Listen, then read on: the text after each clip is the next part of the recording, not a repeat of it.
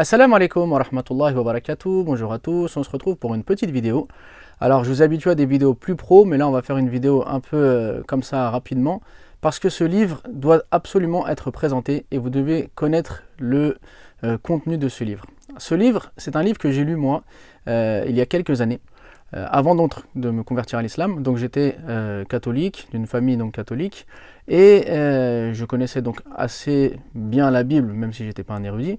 Et en l'ayant lu ce livre, j'ai été bouleversé par ce que j'ai découvert, et ça m'a donc poussé à faire des recherches plus importantes sur justement le christianisme, mais bien entendu l'islam.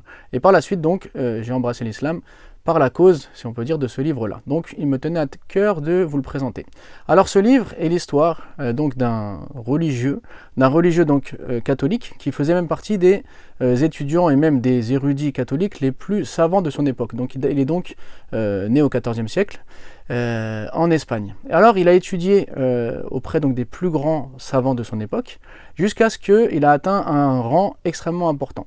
Par la suite, lors d'un débat qu'il a eu avec d'autres étudiants, ils ont discuté sur un verset donc de la Bible, de l'évangile de Jean, qui dit « Ne soyez pas tristes que je parte, car il faut que je parte pour qu'il vienne, et lorsqu'il viendra, il ne parlera pas en son nom, mais il dira ce qui lui est révélé, et il s'appellera le Paraclète. » Et donc, ils ont commencé à discuter au sujet du Paraclète. Qui est-ce que ça peut être? Et chacun avait un avis différent. À la suite de cette discussion, il est retourné voir son professeur, donc le plus grand, on va dire, érudit catholique de l'époque, et il lui a soumis la question. Et celui-ci, âgé donc, lui a dit « Écoute, vous êtes proche et loin de la vérité. Ce verset annonce la venue du prophète de l'islam, Mohammed sallallahu alayhi wa sallam, et qui est venu pour clôturer la prophétie. » Alors, le jeune étudiant a été bouleversé. Il lui a dit « Mais si toi tu sais cette vérité, pourquoi tout simplement n'es-tu pas rentré dans l'islam ?» Et il lui a dit « Car à mon âge, je ne parle pas l'arabe. Si je vais en terre d'islam, ils ne vont pas savoir pourquoi je suis là, qui je suis, etc. Ils ne vont pas donc m'accueillir comme il se doit. Et si je le dis à mon peuple va me rejeter. Et à mon âge, je n'ai plus la force donc pour pouvoir affronter tout ça. Mais toi, quitte le pays et installe-toi en Tunisie. » Alors il a suivi son conseil, il s'est installé en Tunisie, il est parti voir le sultan, lui a annoncé sa volonté de devenir musulman, et il est devenu musulman. Lorsqu'il est devenu musulman, donc, il a travaillé donc, auprès du sultan, et il a décidé d'écrire ce livre. Ce livre donc, qui est son autobiographie, où il explique qui il était, quel était son rang donc, chez les catholiques, et il relate donc ce débat, cette discussion, et les motifs donc, de sa conversion, puis tout le reste de l'histoire, bien sûr, mais je ne vais pas tout vous raconter ici.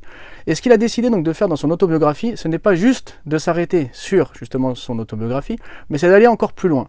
Aller plus loin, c'est-à-dire d'analyser point par point le dogme catholique, que ce soit la Trinité, que ce soit tout ce qui concerne Jésus, Isa alayhi salam, et de montrer donc les contradictions qu'il y a dans les évangiles entre elles, et surtout donc les contradictions qu'il y a dans le dogme catholique, et en quoi l'islam est la religion donc de vérité, et la religion qui est venue, donc avec laquelle Dieu a envoyé ses prophètes, et que Mohammed sallallahu alayhi wa sallam est bien le dernier des prophètes et des messagers. Alors ce livre est très facile d'accès, il est très agréable à lire, il est vraiment intéressant au niveau de l'autobiographie, et il est très riche dans l'analyse donc du dogme catholique et dans l'affirmation du dogme islamique. Alors je vous invite à le lire et surtout à le faire lire à des personnes qui ne sont pas musulmanes, afin donc de pouvoir confronter des idées, confronter des croyances et, Inch'Allah, chercher la vérité surtout.